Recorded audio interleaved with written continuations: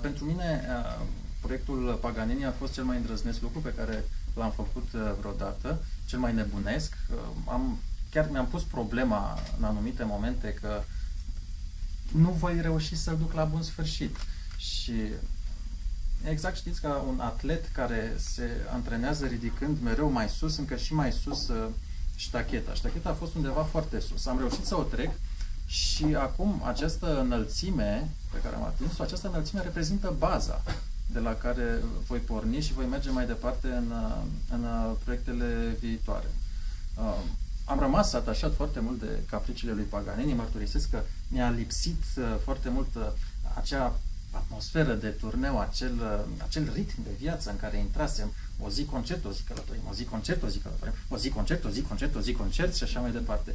Deci, realmente am trăit timp de o lună, cam cât am trăit într-un an de zile înainte, ceea ce privește frecvența și intensitatea concertelor.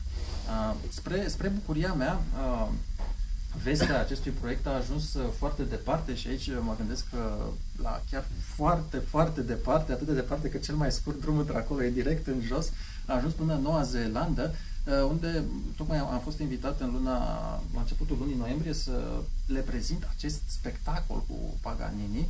Eu am zis, perfect, ne bucurăm foarte mult, dar ne gândim să prezentăm în străinătate acest proiect în cadrul aniversărilor legate de 230 de ani de la nașterea lui Paganini. Zic, nu vrem acum.